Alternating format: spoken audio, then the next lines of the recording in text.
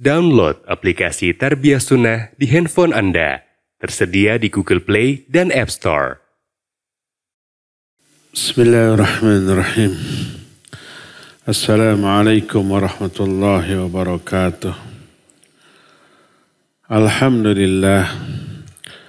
Wassalatu wassalamu ala Rasulillah Muhammad ibn Abdullah wa ala alihi wa ashabihi wa mawalah wa man tabi'ahum bi ihsanin ila yaumil qiyamah wa ba'd.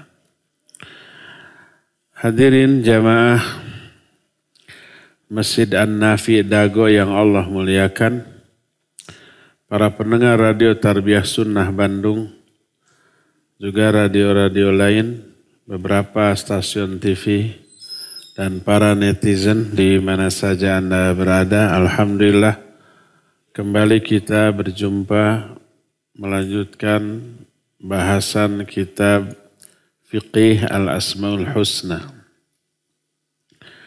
Pekan lalu kita sudah membahas Asy-Syahid dan Ar-Raqib. Kita lanjut ke 4 Asmaul Husna yang lain, yaitu Al-Muhaimin, Al-Muhit, Al-Muqit, dan Al-Wasi'. Adapun nama Al-Muhaimin ada di satu ayat dalam surah Al-Hasyr 23. Al-Malikul Quddusus Salamul Mu'minul Muhaimin Al-Azizul Jabbarul Mutakabbir. Di sini disebut beberapa nama Allah: Al-Malik, Al-Quddus, As-Salam, Al-Mu'min, dan Al-Muhaimin. Makna Al-Muhaimin adalah Al-Muttali'u ala khafayal umur wa khabayas sudur, alladhi ahata bi kulli syai'in ilma, asy-syahidu 'alal khalqi bi'amalihim, ar-raqibu 'alaihim fima yasduru minhum min qawlin aw fi'lin, la yaghibu 'anhu min af'alihim syai'u, wa la ya'zubu 'anhu mithqalu dzarratin fil ard wa la fis sama'. Al-Muhaimin adalah zat yang mengetahui perkara-perkara yang tersembunyi atau isi dada-dada manusia, isi hati. Zat yang ilmunya meliputi segala sesuatu, yang menyaksikan seluruh amalan makhluk, mengawasi apapun yang bersumber dari mereka, baik ucapan ataupun perbuatan. Tak ada sesuatu pun yang tersembunyi dari perbuatan-perbuatan mereka. Tak ada sesuatu pun yang luput walau sekecil debu, baik di langit ataupun di bumi. Itulah makna Al-Muhaimin, mengetahui segala yang tersembunyi, yang samar, yang kecil, bahkan yang gaib, yang ada di dalam dada setiap makhluk. Allah tahu, dan itu makna dari Al-Muhaimin. Adapun Al-Muhit, yang maha meliputi, ada di beberapa ayat. Pertama, An-Nisa 126, Allah berfirman, wa kana Allahu bikulli syai'in muhita. Allah terhadap segala sesuatu maha meliputi. Dalam Ali Imran 120, innallaha bima ya'maluna muhita. Dan Allah terhadap apa yang mereka lakukan maha meliputi. Dalam surah Al-Baqarah 19, wallahu muhitum bil kafirin, dan Allah meliputi orang-orang kafir. Apa makna meliputi? Al-muhit adalah ismun dalun ala ihatatillahi bikulli syai'in ilman wa qudratan wa qahara. Al-muhit itu nama yang menunjukkan Allah maha meliputi segala sesuatu tentang 3 hal. Pertama, ilmu Allah. Ilmu Allah meliputi segala sesuatu. Kedua adalah kekuatan Allah. Kekuatan Allah itu meliputi seluruh makhluk kecil ataupun besar. Yang ketiga, kekuasaan. Nanti ketiga-tiganya akan ada penjelasan lebih rinci. Allah berfirman dalam surah Al-Isra ayat 60, wa idh qulna laka inna rabbaka ahata bin nas. Ingat ketika kami berkata kepadamu bahwa Rabbmu meliputi seluruh manusia. Meliputi 3 hal dari diri Allah. Ilmunya, artinya ilmu Allah meliputi mengetahui seluruh manusia, lahirnya, batinnya, jiwanya ataupun raganya, raga luar termasuk raga bagian dalam. Allah tahu. Yang kedua, kekuatannya. Dan yang ketiga, kekuasaannya. Allah berfirman dalam At-Talaq ayat 12, lita'alamu annallaha ala kulli syai'in qadir wa annallaha qad ahata bi kulli syai'in ilma. Agar kalian mengetahui bahwa Allah berkuasa atas segala sesuatu dan sesungguhnya ilmu Allah meliputi segala sesuatu. Dalam surah Jin terakhir, ayat yang ke-28, wa ahata bima ladaihim wa ahsa kulla syai'in adada. Kata Allah, Allah itu meliputi apa saja yang ada di hadapan mereka dan Allah menghitung segala sesuatu satu demi satu. Inilah maha arti dari al-muhit. Apa maksud dari maha meliputi? Peliputan Allah terhadap makhluknya mencakup 3 hal. Pertama, ilmunya. Maknanya tak ada sesuatu pun dari makhluk yang tersembunyi walaupun sekecil debu. Atau bahkan lebih kecil lagi. Dzarrah itu kan terkecil. Bahasa kitanya atom. Bukan kacang atom ya, kacang atom sukro gede. Atom itu kan bagian terkecil dari suatu unsur, nggak ada yang lebih kecil lagi daripada. Saking kecilnya nggak bisa lagi dibagi 2. Tak terlihat oleh mata telanjang. Allah mah tahu. Itu yang pertama. Ilmu Allah meliputi segala hal. Termasuk yang paling kecil yaitu atom. Kalau ada yang lebih kecil dari atom, Allah juga tahu dengan gamblang. Termasuk yang tersembunyi, bisikan hati manusia yang tersilat dalam pikiran, Allah juga tahu. Karena ilmu Allah meliputi segala sesuatu. Kedua, ihatatu qudrah. Kekuasaannya meliputi segala sesuatu, maknanya fala yu'jizuhu syai'un fil ardi wala fis sama. Tak ada sesuatu pun yang bisa melemahkan Allah baik di langit ataupun di bumi. Karena sempurnanya kekuatan Allah. Kalau kekuatan kita super semu dan sangat-sangat lemah. Orang kuat gitu bisa ngangkat benda kuintalan, ototnya itu sekeras besi. Dan dikasih menwa mah tuh leuleus ngeleket teh. Apa itu menwa? Mencret wae, diare, dehidrasi, leuleus wae. Lemah gitu ya.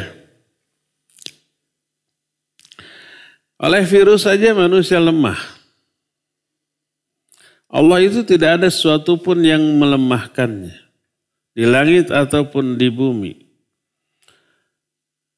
Karena sempurnanya kekuatan Allah dan kekuatan Allah meliputi segala sesuatu. Ini yang kedua. Ketiga, ihatatu qahar. Allah meliputi semuanya dalam aspek kekuasaan. Allah menguasai segala sesuatu. Sehingga segala sesuatu tidak mampu untuk bisa lolos, luput, lari dari kekuasaan Allah, nggak bisa. Allah berfirman dalam Ar-Rahman ayat 33. Ayat ini sering disalah tafsirkan. Dengan penafsiran yang super keliru dan dangkal. Allah berfirman, ya ma'syaral jinni wal ins, in istata'tum an tanfudhu min aqtaris samawati wal ardi fangfudhu, la tanfudhuna illa bisultan. Hei kelompok jin dan manusia, apabila kalian mampu menembus penjuru langit dan bumi, silakan tembus. Kalian tidak bisa menembusnya kecuali dengan sultan. Ini ayat tentang akidah.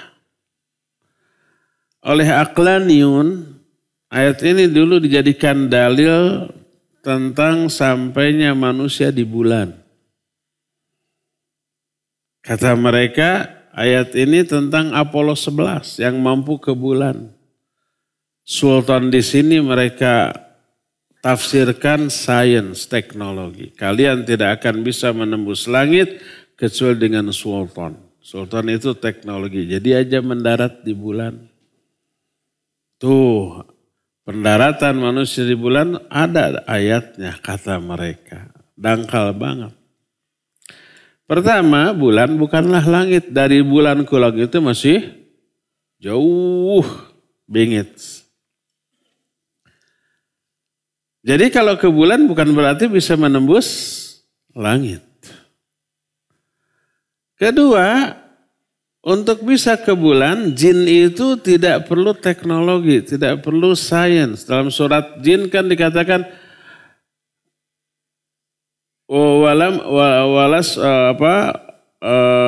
annakunna lamasnas sama. Kami itu bisa menyentuh langit tanpa sains, tanpa Apollo 11. Jin mah tinggal geleber wahi berkat itu. Wa anna lamasnas sama. Kami telah menyentuh langit. Itu jin zaman baheula. Sebelum ayat ini turun, jin sudah bisa menyentuh langit tanpa sains, tanpa Apollo 11. Mungkin Apollo 100 mereka. Jadi bukan itu maknanya. Yang dimaksud menembus penjuru langit dan bumi artinya keluar dari kekuasaan Allah. Nggak bisa. Makna dari ayat ini ay la tastati'una haraban min amrillahi wa qadrihi li'annahu muhitum bikulli syai'in ilman wa qudratan wa qahra. Kalian tidak akan bisa lari dari perintah Allah dan kekuasaan Allah.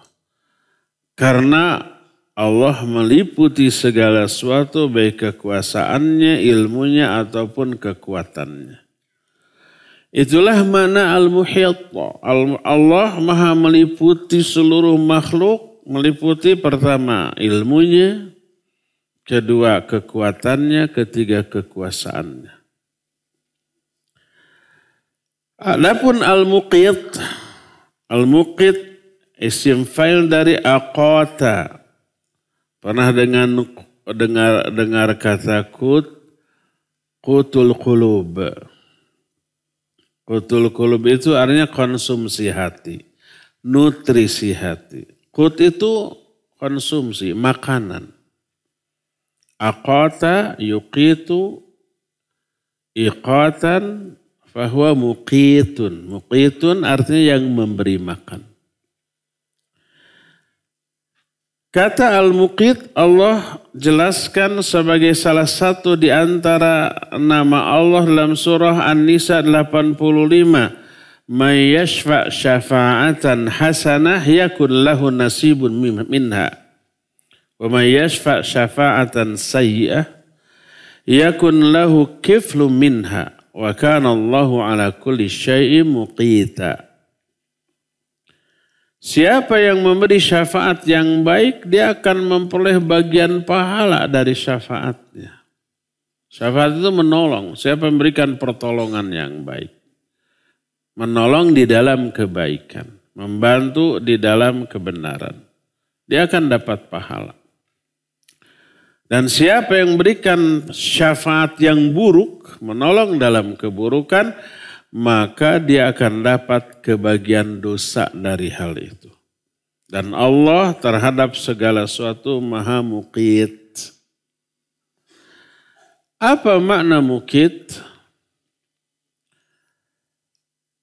Qila fi ma'nahu, ada satu pendapat penjelasan tentang makna al-muqit adalah alladzi awsala ila kullil mawjudat ma bihi taqatat wa awsala ilaihi arzaqaha wa sarrafaha kaifa yasha bi hikmatihi wa hamdihi ay annahu subhanahu alladhi yunzilul aqwat lil khalqi wa yuksimu arzaqahum saghirahum wa kabirahum ghaniyahum wa faqirahum qawiyahum wa dha'ifahum. Al-muqit maknanya adalah zat yang menyampaikan kepada seluruh yang ada apa yang menjadi konsumsi mereka. Semua makhluk yang butuh konsumsi, Allah berikan konsumsinya. Dan zat yang menyampaikan rizkinya kepada mereka. Dan Allah Azza wa Jalla memberikan sebagaimana dia kehendaki berdasarkan hikmahnya dan sifat terpujinya. Maknanya adalah Allah Azza wa Jalla yang menurunkan konsumsi untuk makhluk. Membagi rizki mereka baik yang kecil ataupun yang besar.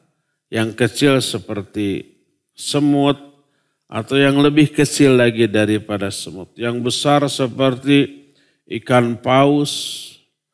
Baik yang ghani ataupun yang fakir, yang kaya ataupun yang miskin, yang kuat ataupun yang lemah, seluruhnya diberikan rizkinya dengan kadar yang telah Allah tetapkan.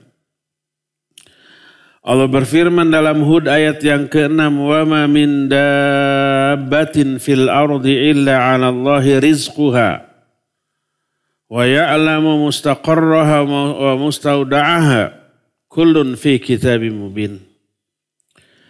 Tidak ada satu makhluk pun yang melata di muka bumi kecuali tanggungan Allah rizkinya. Dan Allah maha mengetahui tempat menetapnya seluruh makhluk dan tempat penyimpanan rizki seluruh makhluk. Seluruhnya sudah Allah tetapkan dalam kitab yang nyata. Maksud kitab yang nyata di sini adalah Lauhul Mahfuz.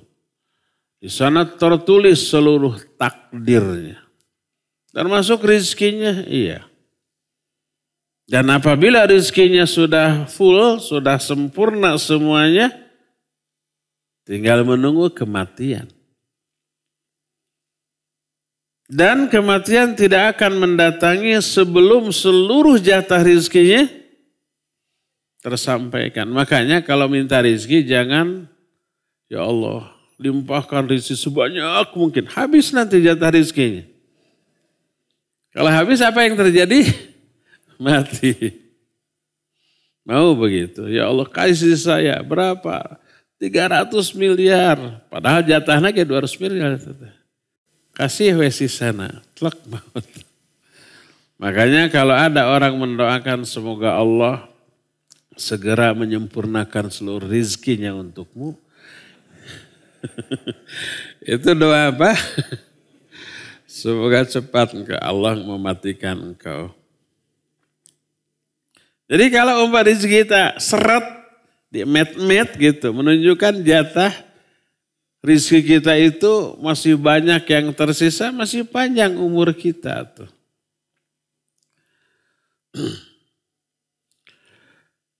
Seluruh rizki-rizki dan konsumsi ini telah Allah takar kepada seluruh makhluk dengan kadar yang pas. Jumlahnya, bentuknya, timingnya. Yang sesuai dengan kemaslahatan bagi makhluk tersebut. Dalam Fussilat ayat yang ke-10 Allah menyatakan وَجَعَلَ فِيهَا رَوَاسِيَ مِنْ فَوْقِهَا وَبَارَكَ فِيهَا وَقَدَّرَ فِيهَا أَقْوَاتَهَا فِي 4 أَيَّامٍ سَوَاءً لِلسَّائِلِينَ. Allah telah menjadikan di muka bumi ini gunung-gunung yang kuat dari atasnya. Lalu Allah berkahi di dalamnya. Lalu Allah telah tetapkan di dalamnya makanan-makanan selama 4 hari. Ini sebagai jawaban atas orang-orang yang bertanya tentang masalah itu.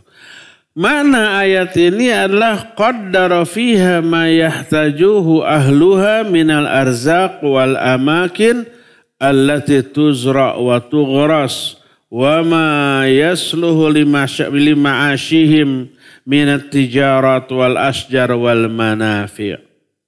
Maknanya Allah telah tetapkan di muka bumi ini rizki-rizki, tempat-tempat yang mereka butuhkan, yang mereka tanam, yang mereka tumbuhkan, dan semua yang maslahat bagi kehidupan mereka, baik berupa tijarah. Tijarah itu perniagaan, ataupun pohon-pohon, atau segala macam yang bermanfaat bagi mereka. Itulah makna yang terkandung dalam al-muqit. Al-muqit artinya yang memberikan makanan ke seluruh makhluk. Dan menyampaikannya. Ditetapkan makanan untuk seluruh makhluk dengan kadar yang berbeda-beda. Lalu Allah sampaikan itu makanan kepada mereka dengan cara yang Allah kehendaki. Itu al-muqit. Ada makna lain dari al-muqit seperti yang dituturkan oleh Imam Ibnu Katsir rahimahullah dalam kitab tafsirnya ketika menerangkan wa kana Allahu ala kulli syai'in muqita, dan Allah maha muqit terhadap segala sesuatu. Kata Imam Ibnu Katsir telah berkata Ibnu Abbas radhiyallahu anhuma. Juga Atha, Atiyah, Qatadah, ini nama-nama ulama-ulama ahli tafsir yang dinukil oleh Imam Ibnu Katsir. Makna muqita ay hafidha. Muqita maknanya adalah yang menjaga. Berkata Mujahid, syahida. Muqita artinya yang menyaksikan. Dalam riwayat lain masih dari Mujahid, hasiba, yang menghitung. Berkata Sa'id bin Jubair dan Imam As-Sudi serta Ibnu Zaid, qadiran, muqita artinya yang berkuasa. Berkata Abdullah bin Katsir, al-muqit al-wasib. Al-muqit itu maknanya al-wasib. Al-wasib itu yang menurunkan hujan. Dan hujan sumber rizki bagi seluruh makhluk. Dengan adanya hujan, tumbuh-tumbuhan menjadi tumbuh. Suburnya tumbuh-tumbuhan menjadi makanan bagi binatang-binatang herbivora. Terus berkembang biaknya herbivora menjadi sumber makanan bagi karnivora. Termasuk kita karnivora. Kita lebih rakus daripada karnivora. Karnivora mah umpamanya seperti kucing, anjing ataupun harimau. Dikasih si montong, dah cuek atuh. Malah saya lihat video ya kucing dikasih si montong di ruang. Mirip merenannya. Nah kita mah daging dimakan, si montong juga dimakan. Berkata Al-Dhahhak Al-Muqit Ar-Razzaq. Al-Muqit itu maknanya maha pemberi rezeki.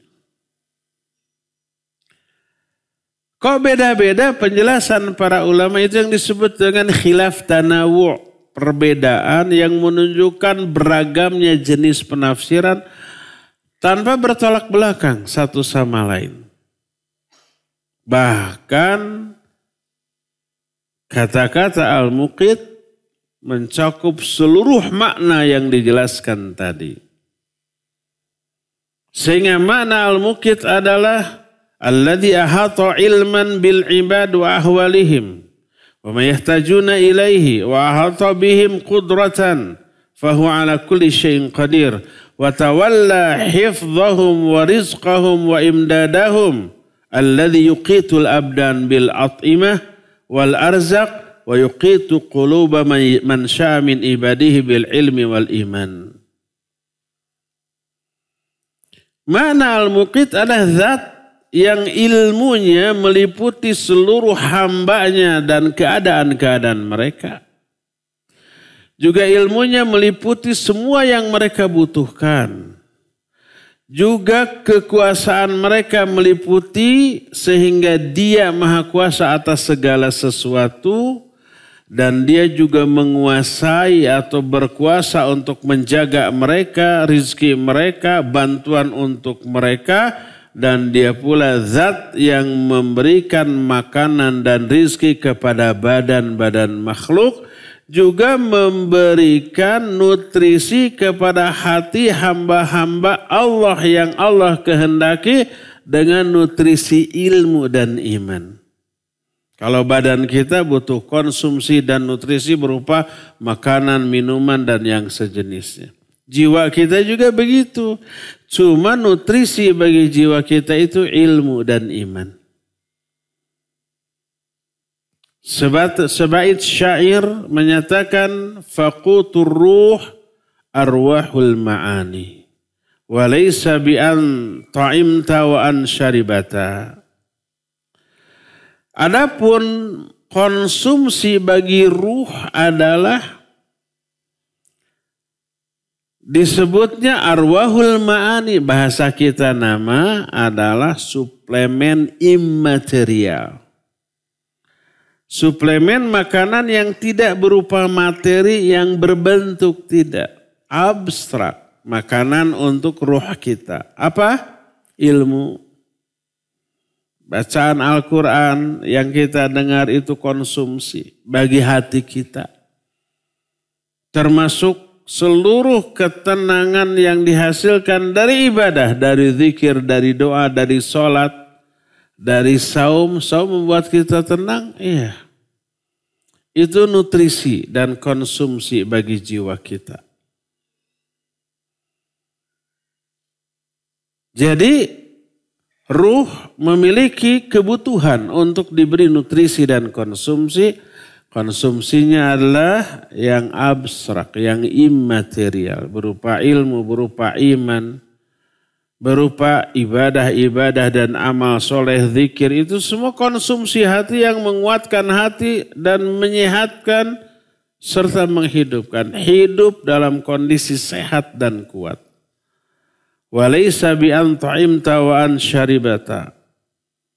Konsumsi hati bukanlah dengan cara engkau makan ataupun engkau minum secara fisik. Itulah makna Al-Muqit. Wa ammal wasi', sekarang yang terakhir. Al-wasi' Al-Muhaimin sudah. Terus Al-Muhit juga sudah. Al-Muqit juga sudah. Sekarang Al-Wasi'. Al-Wasi' maknanya yang maha luas secara bahasa. Al-Wasi Allah jelaskan di beberapa ayat dalam Al-Quran. Di antaranya Al-Baqarah 247. Wallahu yu'ti mulkahu man yasha. Wallahu wasi'un alim.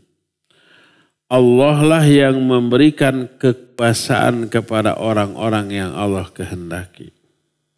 Dan Allah maha luas. Luas apanya? Segala-galanya termasuk pemberiannya. Dan maha alim. Jadi kalau ada orang yang berkuasa, berarti kekuasaan itu Allah berikan kepada dia. Tapi ingat, kekuasaan itu ibarat harta. Orang yang diberi harta bukan berarti dia dimuliakan oleh Allah. Allah tidak pernah memuliakan orang dengan harta, enggak. Walaupun akibatnya orang yang berharta dimuliakan oleh sama manusia, ya. Sama dengan kekuasaan. Kekuasaan bukan wujud ridho Allah atau kemuliaan yang Allah berikan kepada orang yang diberikan kekuasaan. Tidak. Ada kalanya Allah memberikan kekuasaan kepada seorang sebagai azab bagi orang itu. Kok bisa? Bisa. Dengan diberi kekuasaan dia menderita. Emang berkuasa enak? Banyak musuhnya loh. Yang tadinya sahabatnya bisa berubah jadi musuh, ya. Dia harus mempertahankan kekuasaan dari orang-orang yang akan merebutnya, menggulingkannya, mengurangi wibawanya, macam-macam tuh. Nah, liar, harus berhadapan dengan oposisi. Harus berhadapan dengan para buzzer. Ada orang-orang yang menawarkan diri jadi buzzer. Ditolak, jadi musuh. Gitu kan? Dikasih harus diparaban. Mahal deh, liar. Dan buzzernya bukan 1-2 ribuan orang. Itu liar tuh, liar. Belum ngurus rakyat. Belum ngurus masalah ketimpangan sosial. Belum masalah seperti adanya bencana alam. Belum tekanan dari pihak luar. Liar jadi penguasa teh. Tersiksa enggak? Iya, tersiksa. Allah memberikan kekuasaan kepada orang-orang yang Allah kehendaki dan Allah maha luas dan maha alim. Wallahu wasi'un alimun. Dalam Al-Baqarah 115, fa'ainama tuwallu fathamma wajhullah. Innallaha wasi'un alim. Kemana saja kalian menghadap, di sana ada wajah Allah. Sungguhnya Allah maha wasi dan maha alim. Ya, itulah beberapa ayat tentang bahwa Allah itu maha wasi. Apa makna wasi'? Al-wasi' as-sifat wa nu'ud wa muta'alliqatuha bihaitsu la yuhsi ahadun thana'an alaih bal huwa kama athna ala nafsihi. Wasi'ul azamah was sultan wal mulk wasi'ul fadla wal ihsan azimal jud wal karam. Al-wasi adalah sifat, karakter dan semua hal yang terkait dengannya. Maksudnya adalah tak ada satupun yang bisa menghitung pujian sanjungan yang layak kepadanya seperti sanjungan Allah kepada dirinya. Sanjungan apapun yang diungkapkan oleh manusia tentang Allah tidak pernah mampu menjangkau kemuliaan dari sifat-sifat Allah. Sehebat apapun kita memujinya, keterpujian sifat Allah jauh lebih hebat daripada ungkapan pujian kita. Karena dia maha luas keagungannya, maha luas kekuasaannya, maha luas kerajaannya, maha luas karunia-Nya, maha luas juga pemberiannya, kebaikannya. Dia agung dalam sifat kedermawanannya. Paling dermawan, paling baik, paling banyak keutamaan-keutamaannya, kekuasaannya, keagungannya, dan kemuliaannya.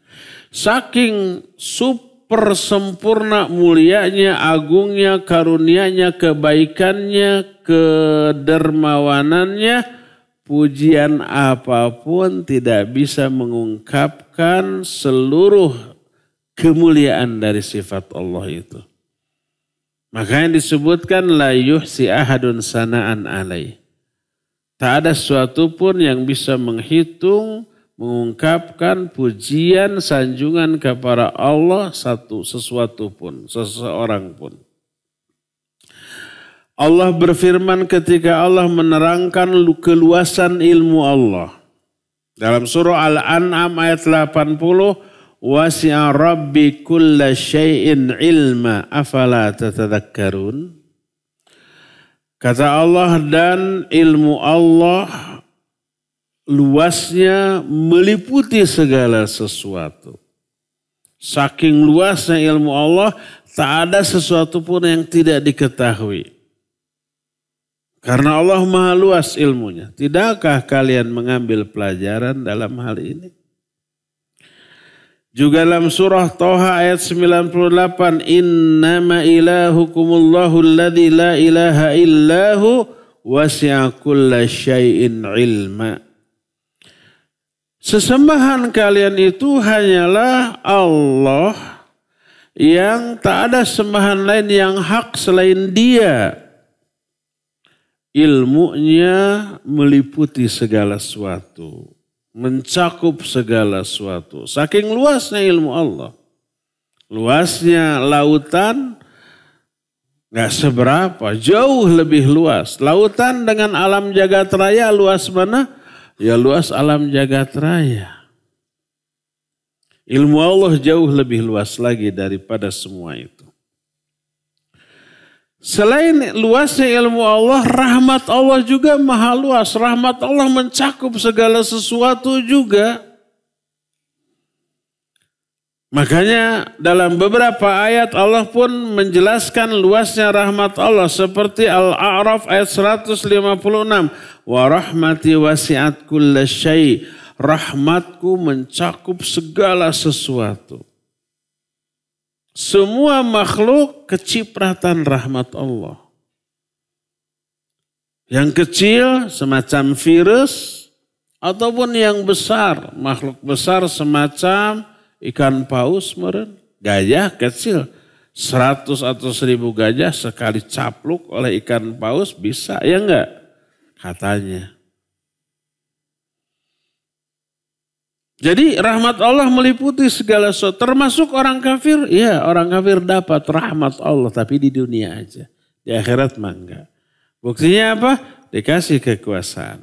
Dikasih kekayaan. Dikasih kesehatan. Dikasih segala yang menguntungkan mereka di dunia. Itu rahmat yang Allah berikan kepada orang-orang yang durhaka. Dalam surah Ghafir ayat 7 Allah berfirman Rabbana wasi'ta kulla syai'in rahmatan wa ilma. Ini doa para malaikat pemikul arsy dan malaikat yang ada di sekitarnya. Alladzina yahmiluna al-arsy wa man haulaha yusabbihuna bihamdi rabbihim. Para malaikat pemikul arsy dan malaikat yang ada di sekitar arsy selalu bertasbih memuji Allah. Lalu mereka berdoa. Mendoakan orang-orang yang beriman. Ini baiknya para malaikat. Kita nggak punya jasa apa-apa kepada para malaikat. Tapi malaikat selalu berbuat baik, memberikan kebaikan kepada kita. Salah satunya dalam bentuk mendoakan. Salah satu isi doa malaikat, Rabbana wasi'ta kulla syai'in rahmatan wa ilma. Ya Allah, rahmat dan ilmumu mencakup segala sesuatu. Saking luasnya rahmat dan ilmu Allah. Dalam Al-An'am 147 Allah menyatakan, fa in kadzdzabuka faqul rabbukum dzu rahmatin wasi'ah. Kalau mereka mendustakan Muhammad, katakan kepada mereka, bahwa Rabb kalian pemilik rahmat yang sangat luas.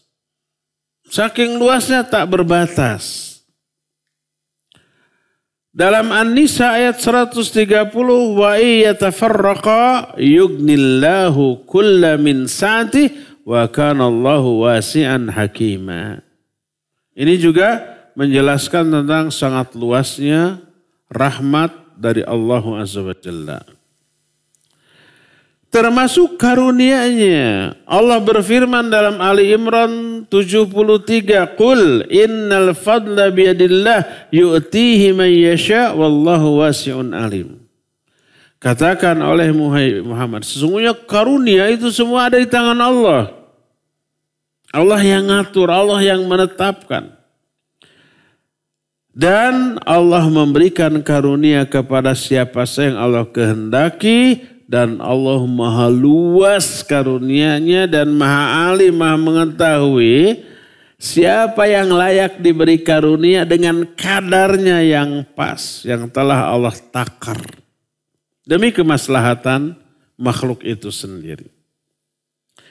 Dalam An-Nur 32 Allah menyatakan, ini kepada orang jomblo mau nikah tapi nggak memiliki kemampuan finansial yang mencukupi. Jangan takut, nikah aja. Allah menyatakan, iyakunu fuqara yughnihumullahu min fadlih wallahu wasi'un alim. Kalau orang-orang yang mau nikah itu orang-orang fakir, orang miskin, orang yang tidak punya. Maka dengan nikahnya Allah akan memberikan kepada mereka kecukupan dari karunia Allah. Karena Allah maha luas pemberiannya dan maha mengetahui terhadap kebutuhan makhluk. Ini janji Allah nih.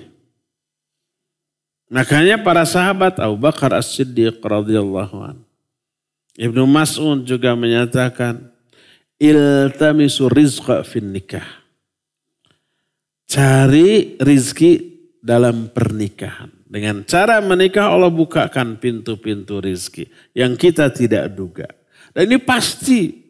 Saking pastinya sampai Allah mewajibkan itu untuk dirinya sendiri. Berkata Rasul SAW, thalathatun yajibu 'alallahi 'aunuhum. Ada 3 golongan manusia. Wajib bagi Allah menolong mereka.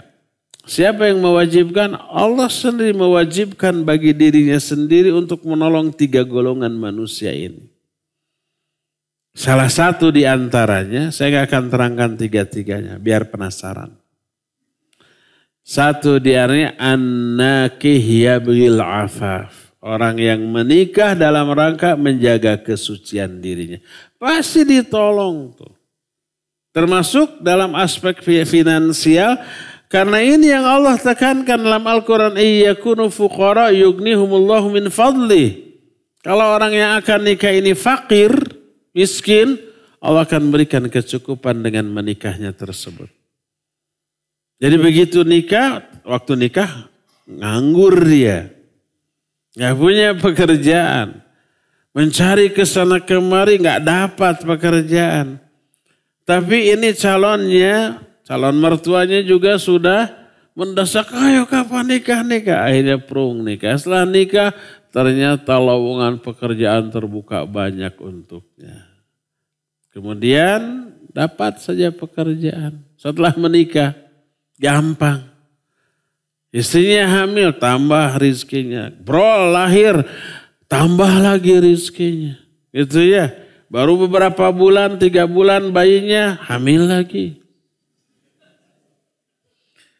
Pintu rizkinya nambah lagi. Makanya tak heran kalau masa-masa awal pernikahan rata-rata karere. Baru secara ekonomi mapan setelah anaknya lebih dari 5 orang tuh. Jatah rizki untuk anak-anaknya terkumpul melalui orang tuanya tuh. Baru saja bisa punya rumah ngontrak wae mah. Tadi nama nebeng di mertua. Terus mobil ganti-ganti. Kan pakai Grab. Dan seterusnya. Allah berikan rizkinya kepada mereka. Karena Allah luas pemberiannya. Dalam Al-Baqarah 268 Allah menyatakan wallahu ya'idukum maghfiratan minhu wa fadla wallahu wasi'un alim. Selain tadi rahmatnya, ilmunya, karunia-Nya, Allah juga maha luas dalam memberikan ampunan.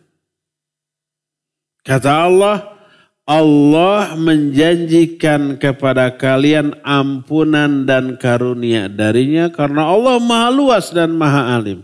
Luas ampunannya dan mengetahui siapa yang layak untuk diberikan ampunan. Beberapa Kamis yang lalu kan kita sudah membahas beberapa amalan yang mengundang turunnya maghfirah dari Allah. Banyak itu, tauhid iya. Walaupun umpamanya dosa seseorang itu seluas langit dan bumi, 7 lapis langit, 7 lapis bumi. Bukan selapis 2 lapis. Tapi kalau dosa sebanyak itu ditimbang, disimpan di satu daun timbangan dan la ilaha illallah disimpan di daun timbangan yang lain, niscaya akan lebih berat kepada la ilaha illallah. Akhirnya dosa sebanyak ini diampuni oleh kandungan tauhid la ilaha illallah yang diaplikasikan dalam hidupnya. Karena Allah maha luas. Walaupun dosa sebesar ukuran langit dan bumi. Kita kemarin juga sudah membahas sholat yang kita lakukan. Dan semua aktivitas yang berkaitan dengan sholat itu menggugurkan dosa. Pas wudunya menggugurkan dosa. Melangkahkan kaki ke masjid menggugurkan dosa. Sholatnya menggugurkan dosa. Apalagi sholat fardunya. Selesai sholat fardu kita wirid. Dengan wirid yang sesuai dengan sunnah Rasul SAW.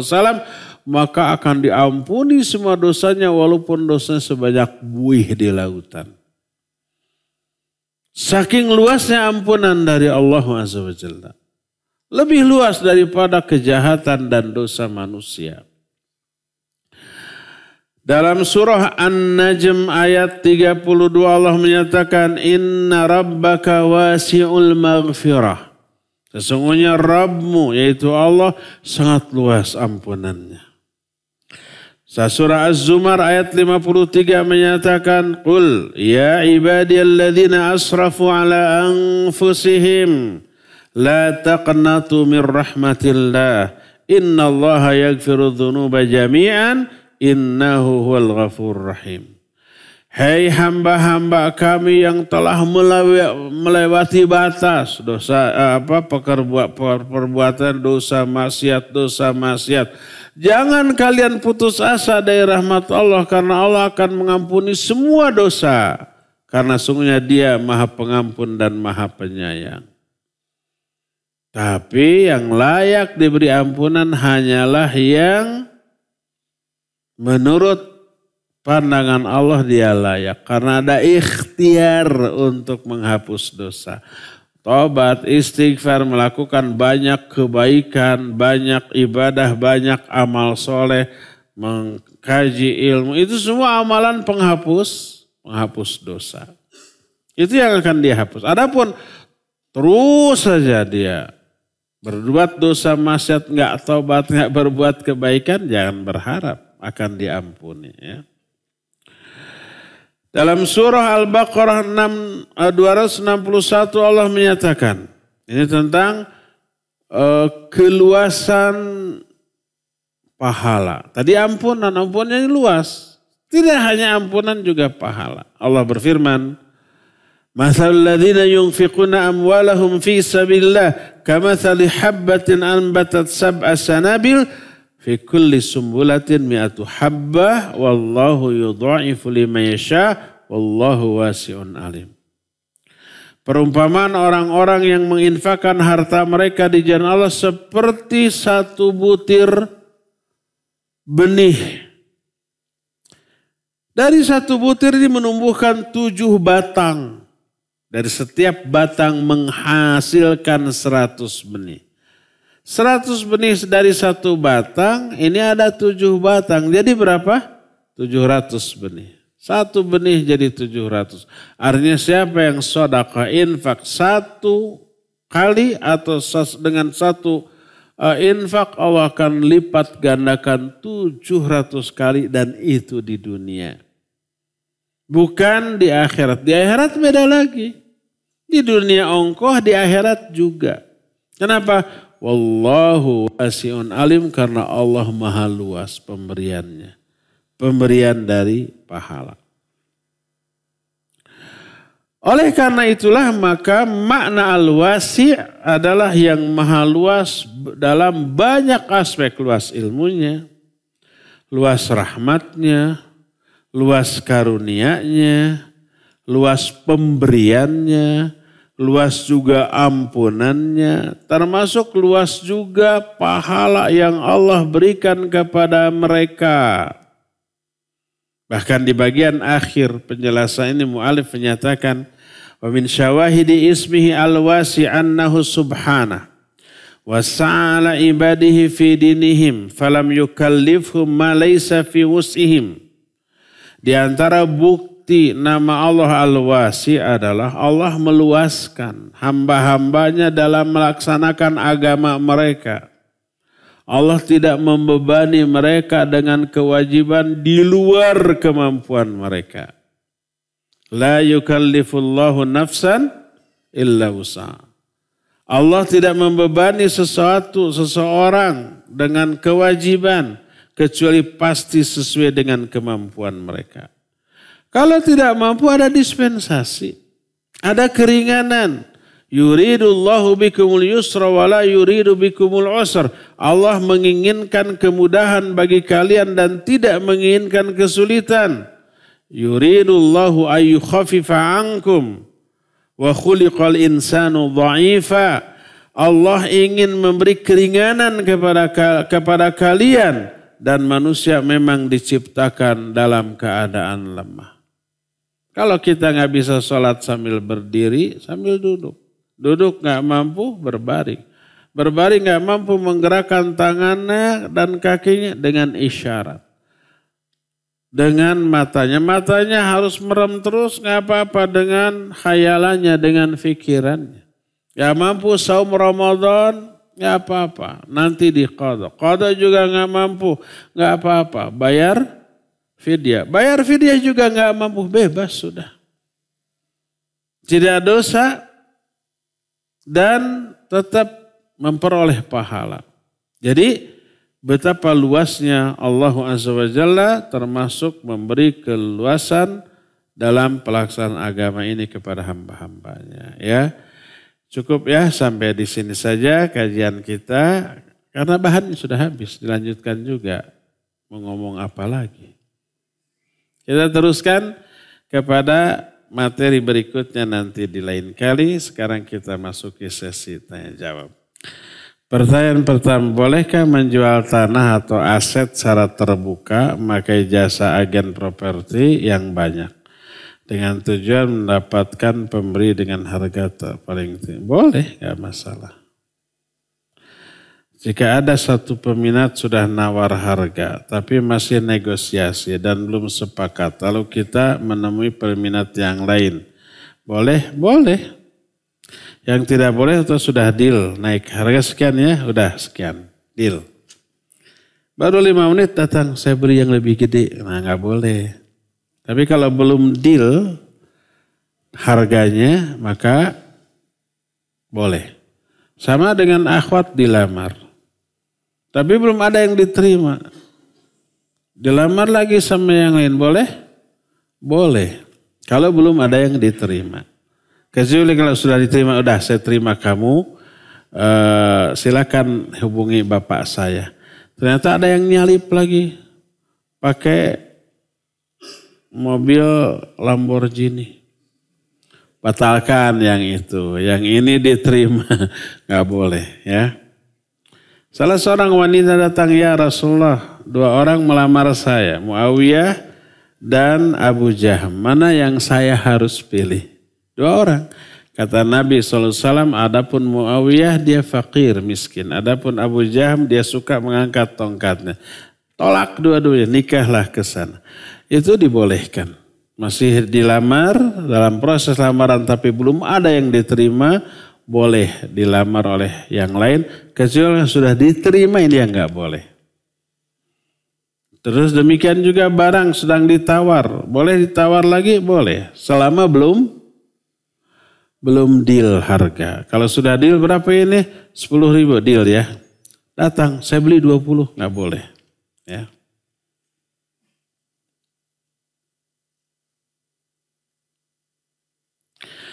Apakah makna al-muqit bisa mengandung makna bahwa kita tidak boleh mencela makanan yang telah Allah rizkikan kepada kita? Iya, hukum mencela makanan tidak boleh. Ini nggak enak tapi habis, dipoyok, dilebok. Kalau suka makan, kalau nggak suka biarkan tapi jangan dicela ya.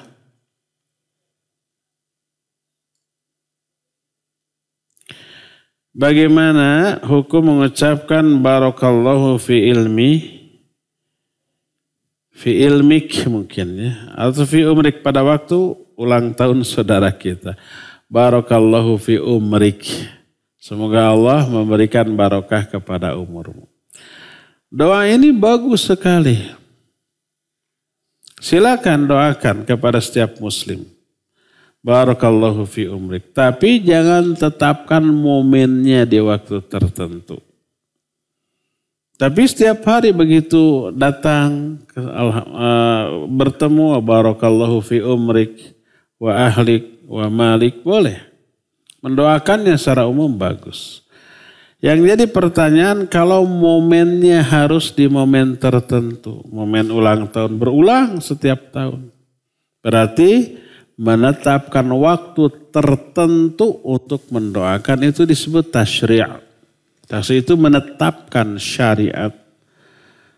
Syariat mendoakan dengan doa tertentu di waktu tertentu. Waktu tertentunya kapan? Pas ultah. Kalau tidak ultah mah tidak ada. Tiap hari ketemu nggak pernah mendoakan barakallahu fi umrik.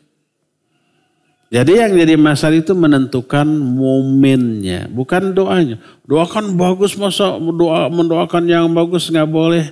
Mendoakannya bagus. Tapi itu penetapan waktunya. Baca Fatihah kan bagus, masa baca Fatihah nggak boleh. Ya bagus baca Fatihah atau suratnya, tapi menetapkan waktu dan merutinkannya itu loh. Seolah-olah menetapkan syariat baru dalam aspek waktu dan momennya. Itulah ya. Ustaz, saya kan punya sepupu, anaknya paman. Dia akhwat, tidak bekerja dan masih lajang. Apa ini mau menawarkan apa? Menurut Ustaz, kalau sepupu saya bekerja di rumah saya bagaimana ya? Ini ikhwan apa akhwat yang nanya? Ya boleh, gak apa-apa. Bantu-bantu di rumah saya dan nemeni anak-anak saya di rumah. Boleh. Saya ingin bantu. Qadarullah orang tuanya sedang tidak bekerja. Kekhawatiran saya perihal sepupu saya yang akan seatap dengan non mahram. Mungkin ikhwan ini ya. Sepupu bukan mahram. Boleh menikah? Boleh. Anak paman, anak bibi boleh dinikah. Yang tidak boleh alo atau suan. Bahasa Indonesia keponakan. Itu mahram. Anak kakak, anak adik itu mahram. Tidak boleh. Bibi, paman itu mahram. Tidak boleh. Adapun saudara sepupu, anak dari paman, anak dari uwa, anak dari bibi itu bukan mahram. Boleh menikah? Boleh.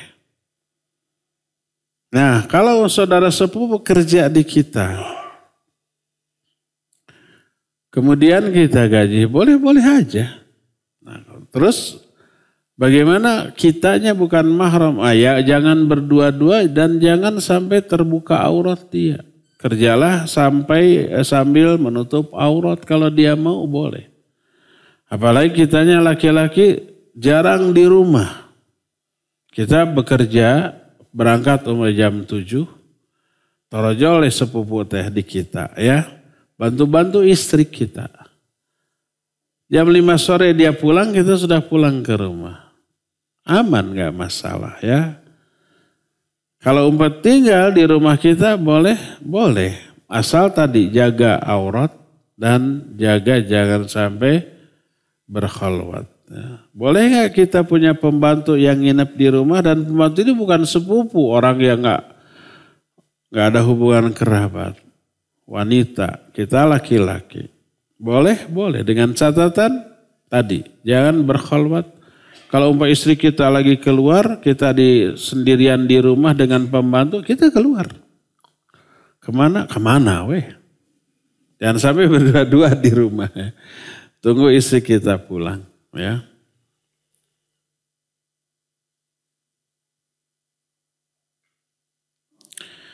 Apakah seorang wanita yang hanya memakai cadar atau niqab di saat tertentu termasuk mempermainkan hukum Allah?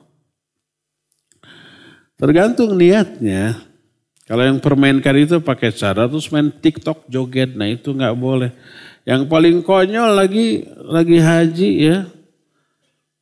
Kita tahu itu lagi di Mekah atau di Madinah di depan hotel apa, terus TikTok joget-joget. Itu yang mencoreng citra niqab. Mungkin sebelum TikTok dia terbuka, pas mau TikTok dicadar dulu. Nah itu yang tidak boleh. Nah sekarang kalau ada orang berkeyakinan cadar itu sunnah bagi dirinya. Secara objektif dia sudah pelajari dalilnya, lebih cenderung kepada sunnah. Tapi memakainya kalau sunnah berarti bagus kan? Akhirnya dia bongkar pasang. Kalau mau ngaji dia pakai cadar. Kalau habis pulang pengajian ya dia buka lagi. Enggak masalah. Tidak mempermainkan? Tidak. Sama dengan umpah orang tidak pernah pakai jilbab. Tapi pas ke masjid mah pakai jilbab. Mempermainkan enggak? Enggak, justru menghormati. Mau ke masjid dia enggak berani pakai lekbong. Pakai you can see, nggak berani. Kalau dia berani begitu ke masjid, malah itu yang melecehkan kehormatan masjid dia. Pas mau ke masjid, mah tuh dicadar, anu tadinya bubulu cunan, oke. Ya, menghormati masjid. Tidak mempermainkan hukum cadarnya, tidak. Masjid di lingkungan rumah belum ada yang nyunnah. Jadi ketika adzan subuh tidak sempat sholat sunnah di rumah. Apa boleh sholat sunnah di masjid? Karena sholat sunnahnya di rumah. Kalau suka sholatnya di rumah suka tertinggal. Boleh. Tidak wajib sholat di rumah. Hanya afdol. Kata Nabi SAW, afdalu sholatil mar'i fi baiti ilal maktubah. Seutama-utama sholat seseorang adalah di rumahnya. Kecuali sholat fardu adalah di masjid. Untuk laki-laki. Tapi kalau sholat sunat di rumah berakibat tidak bisa ikut takbiratul ihramnya imam, pas ke masjid sudah ruku atau pas ke masjid sudah baca surat, tidak dapat takbiratul ihramnya imam, ya udah nggak apa-apa, kita sholat sunnah di masjid ya.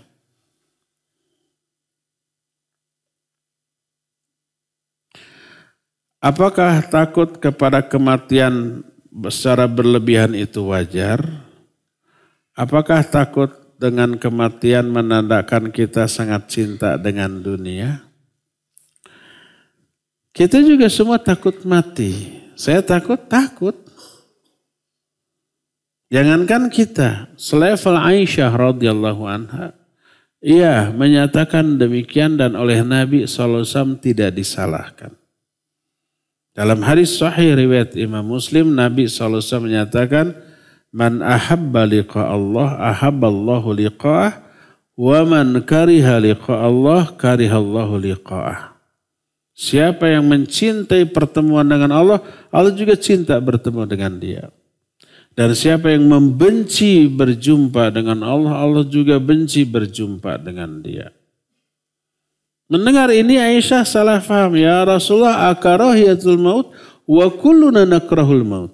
Wahai Rasulullah, apakah yang dimaksud dengan benci berjumpa dengan Allah itu membenci kematian?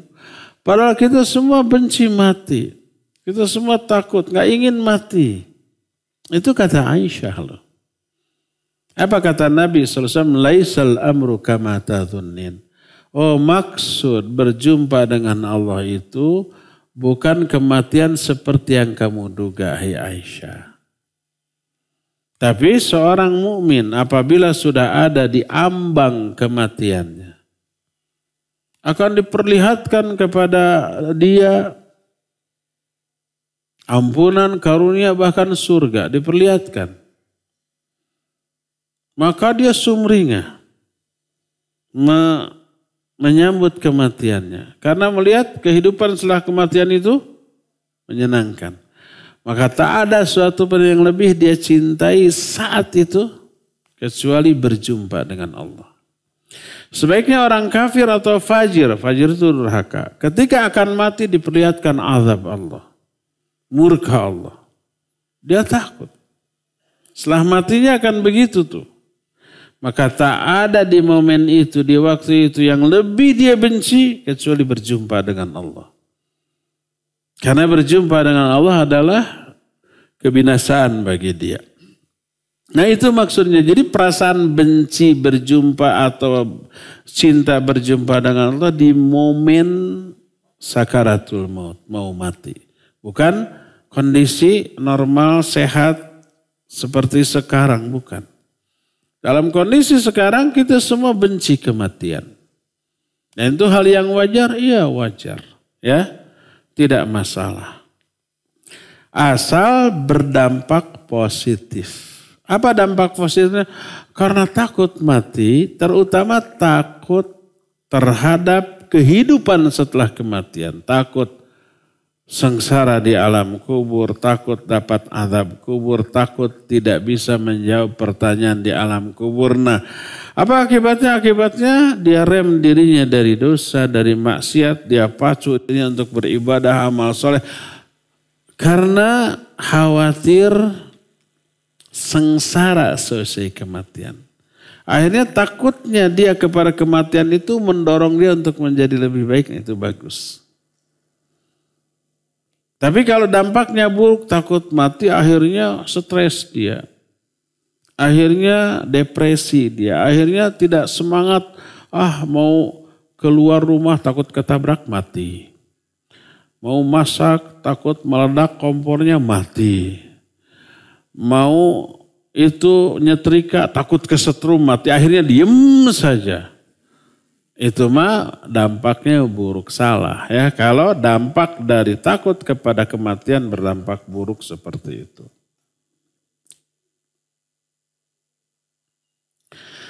Bagaimana mengatasi bisikan hati yang jelek, seperti tiba-tiba hati nyanyi atau jengkel, bahkan bicara kasar sementara ini. Hanya bisa berdoa agar dihilangkan. Adakah tipnya, Ustaz? Ya, itulah yang disebut dengan was-was. Kalau ada hal yang seperti itu muncul, cepat ta'awudz. Cepat mengatakan a'udzubillahi minasyaitonirrajim. Atau yang senada dengan itu. Bisa dibaca ayat Rabbi a'udzubika min hamazatis syayatin wa a'udzubika Rabbi ayahdhur. Ya Allah, aku berlindung kepada Engkau dari godaan setan dan aku berlindung kepada Engkau dari kehadiran mereka di dekat aku. Ta'awudz itu yang pertama ya. Kedua, cepat palingkan pikiran kepada masalah lain. Kalau umpamanya tiba-tiba muncul pikiran yang buruk dalam diri kita, cepat ta'awudz lalu berpikirlah yang baik-baik, yang bagus-bagus ya. Yang maslahat dan yang manfaat. Setelah itu insya Allah hilang gangguan itu dari diri kita. Saat ini LGBT sudah sangat menyebar di masyarakat. Semoga Allah melindungi kita semua. Rata-rata mereka beralasan menjadi LGBT karena sudah takdir dan tidak bisa menolaknya. Apa betul, Ustaz? Ya nanti kalau sudah mereka dimasukkan ke dalam neraka lalu bilang ya takdir Allah sok we rasakan.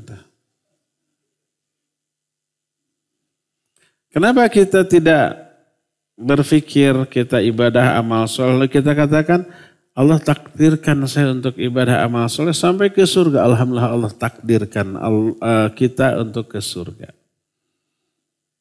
Kenapa memilih jalan sono? Itu takdir, ini takdir betul. Tapi ingat, takdir menyangkut juga ikhtiar dan sebab-sebab menuju kepada kepada apa yang Allah takdirkan. Contoh begini, kita ditakdirkan lapar. Kenapa? Sebelumnya kita ditakdirkan tidak makan walaupun makanan minuman ada. Oleh karena itu kalau kita ingin ditakdirkan oleh Allah kenyang, ya, maka ikhtiarlah untuk meraih sebab-sebab kita bisa kenyang. Yaitu apa? Makan. Tapi makanannya nggak ada. Berikhtiarlah agar Allah mentakdirkan kita bisa punya uang untuk beli makanan. Apa? Kerja. Begitu seterusnya. Jadi tidaklah Allah mentakdirkan sesuatu kecuali Allah takdirkan juga sebab-sebab terjadinya takdir tersebut. Oleh karena itulah, karena kita tidak tahu takdir yang Allah akan tetapkan bagi kita itu bagaimana, tak perlu memikirkan takdir Allah kepada kita bagaimana, tapi pikirkanlah apa yang Allah perintahkan kepada kita agar kita ditakdirkan dengan takdir yang baik oleh Allah. Kita ingin Allah mentakdirkan kita kaya raya. Pikirkan bagaimana caranya agar kaya raya tanpa melanggar ayat Allah. Bekerja, belajar, dan seterusnya berikhtiar. Itu yang harus kita pikirkan. Termasuk umpamanya LGBT apakah takdir? Iya takdir. Tapi kenapa Allah mentakdirkan begitu? Itu karena Allah menghukum kita atas kesalahan yang terjadi sebelumnya. Apa terjadi sebelum? Mungkin ada sejak kecil kita melanggar larangan Rasul SAW. Contohnya apa? Jangan tidur sebantal sesama jenis. Laki-laki, perempuan-perempuan. Jangan tidur sekasur. Jangan satu selimut bersama. Mentang-mentang sesama laki, enggak apa-apa gitu. Itu sudah terlarang dari awal. Itu dilanggar, akhirnya ada kelainan. Akhirnya menjadi penyuka sesama jenis. Jadi orang yang terjangkiti LGBT, pasti ada sebab awal yang menyebabkan dia terjangkiti. Konon katanya, para ahlinya menyatakan, berapa bulan yang lalu ada datang ke saya, seorang dokter yang khusus spesial menangani LGBT.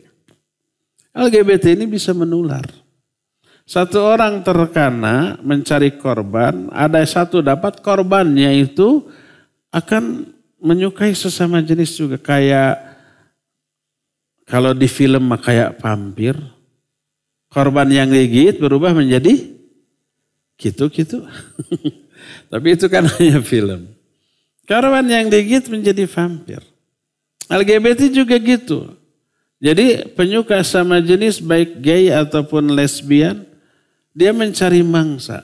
Ada mangsa yang dapat, si mangsa itu berubah menjadi predator. Begitu seterusnya. Predator memangsa, mangsanya berubah jadi predator. Cari mangsa lagi, begitu seterusnya. Jadi salah satu penyebab orang terkena LGBT, dia menjadi korban predator LGBT. Dan predator pertama, kenapa dia terjangkiti virus LGBT, pasti ada syariat Allah yang dilanggar. Mungkin dia pernah satu selimut bersama, satu bantal bersama, satu kasur bersama dengan sesama jenis, akhirnya muncul kelainan tadi. Nah, apakah itu bisa diobati? Ya bisa, semua penyakit bisa diobati. Para dokter, para psikiater yang menangani LGBT semua menyatakan ini bisa diikhtiarkan. Bisa, asal orangnya mau apa tidak. Ya. Jadi kalau umpamanya beralasan takdir, seluruh yang ahli neraka juga Allah takdirkan. Kenapa Allah takdirkan seseorang terjerumus ke dalam dosa? Pasti sebagai hukuman atas dosa sebelum. Contoh, kenapa seseorang terjerumus ke dalam dosa zina? Takdir bukan? Ya takdir. Makanya itu terjadi. Kenapa orang itu Allah takdirkan terjerumus ke dalam zina? Karena orang itu melanggar satu larangan atau dua larangan Allah sebelum berzina. Apa? Mungkin menatap. Karena Allah menyatakan kullil mu'minin yaghuddu min absarihim. Kullil mu'minati yaghuddna min absarihin. Laki perempuan seperti itu. Ini dilanggar trek ke hati kan? Dua-duanya sama-sama. Akhirnya melanggar larangan lain, awalnya bertatapan terus berkholwat. Setelah berkholwat terus bersentuhan. Terus akhirnya itu azab Allah karena pelanggaran yang pertama kali dilakukan oleh orang itu.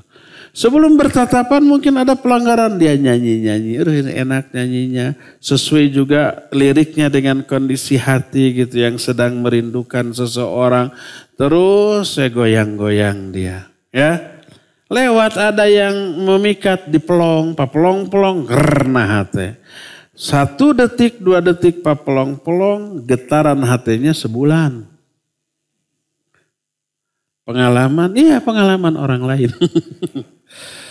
Nah seperti itu ya. Jadi selalu ada langkah awal untuk terjadinya sesuatu baik yang baik ataupun yang buruk.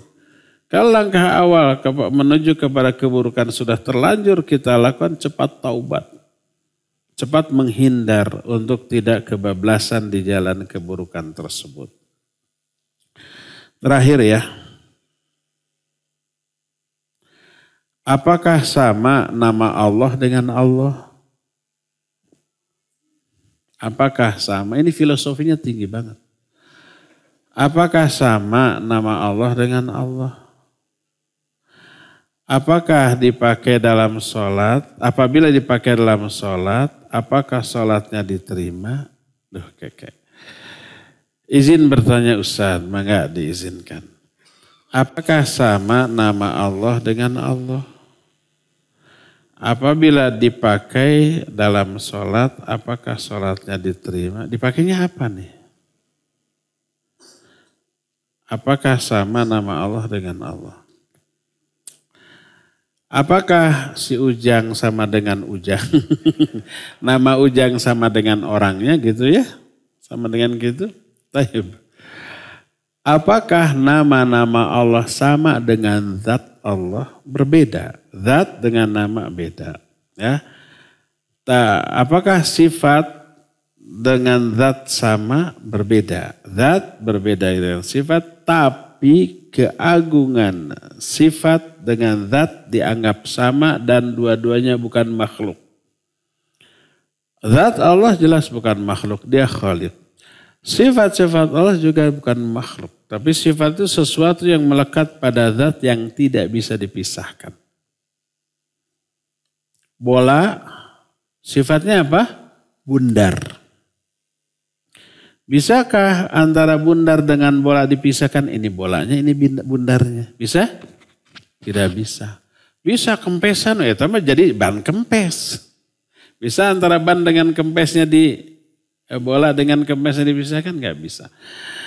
Nah jadi antara zat dengan sifat sesuatu yang tidak bisa dipisahkan dan sifat seagung zatnya. Dan ini diisyaratkan oleh Allah dalam Al-Quran. Di surah Ar-Rahman Allah menyatakan kullu man 'alaiha fan wa yabqa wajhu rabbika dzul jalali wal ikram.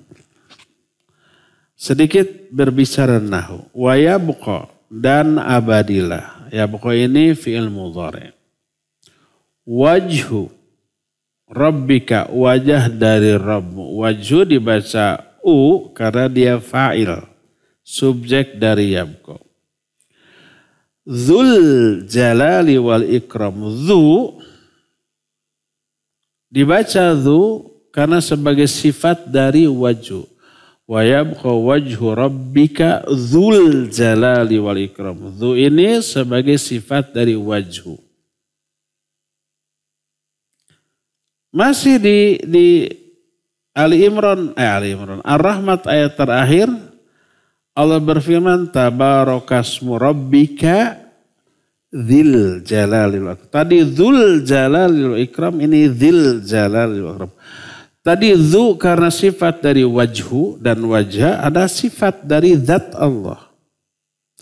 Nah ini tabarakasmu rabbika dzil jalali. Jadi di sini sebagai sifat dari rabbika dan ini zat. Baik sifat Allah ataupun zat Allah dua-duanya disifati dengan dzul jalali wa ikram. Menunjukkan sama antara zat dan sifat. Oleh karena itulah maka sifat-sifat Allah bukanlah makhluk. Karena sifat Allah bukan makhluk, kita boleh berlindung kepada sifat-sifat Allah. Ayat dan hadis banyak kan. Boleh bersumpah dengan sifat Allah. Ya, umpamanya demi keagungan Allah.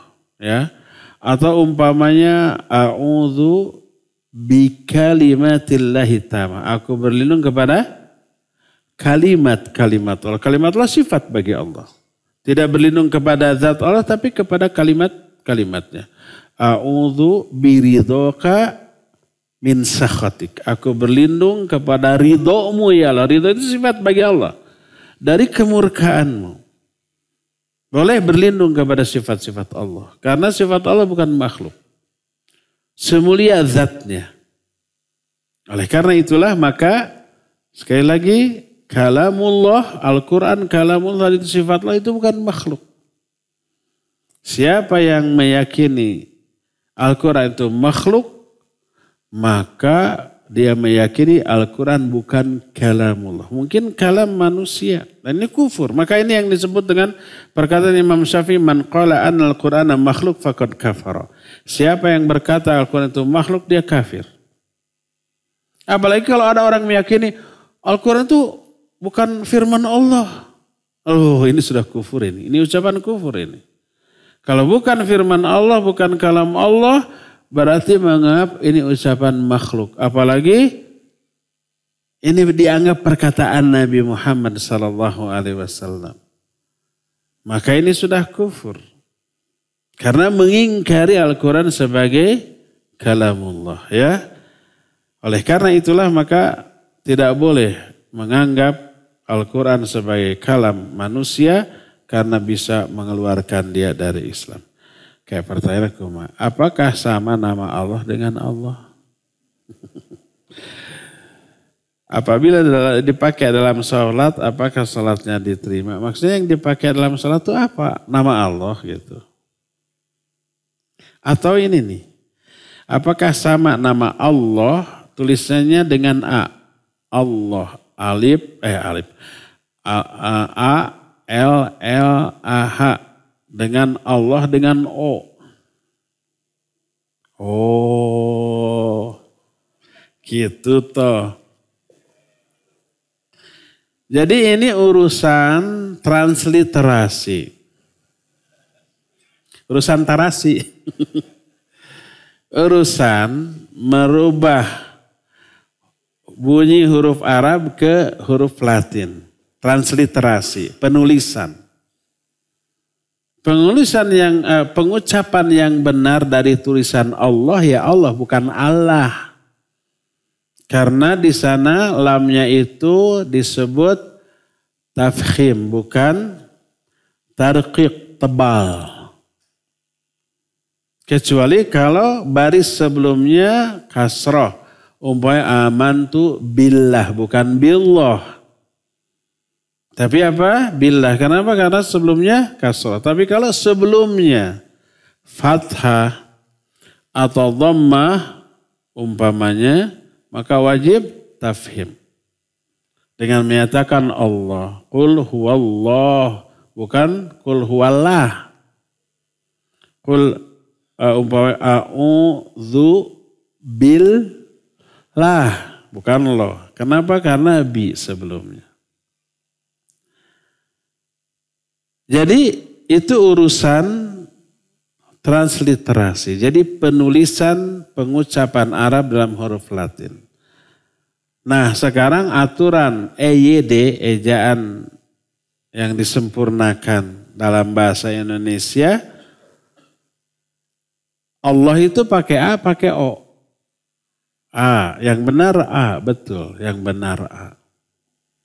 Bukan O. Karena apa? Karena kalau tulisan Latin kemudian diarabkan masih asli Arabnya. Tapi kalau Allah pakai O, ketika ditransliterasikan ke huruf Arab, O-nya itu menjadi wawu. Maka tidak boleh. Jadi tetaplah tulis Allah dengan A. Tapi kalau kita membaca Allah, jangan Allah. Karena kalau Allah itu sama penyebutannya dengan orang Nasrani nyebutnya Allah bukan Allah. Ya, Allah si etama gitu. Tetap kita sama Allah. Ya, itu berbeda. Cukup ya sampai di sini. Subhanakallahum bihamdik asyhadu an la ilaha illa anta astaghfiruka wa atubu ilaik walhamdulillahirabbil alamin. Wassalamualaikum warahmatullahi wabarakatuh.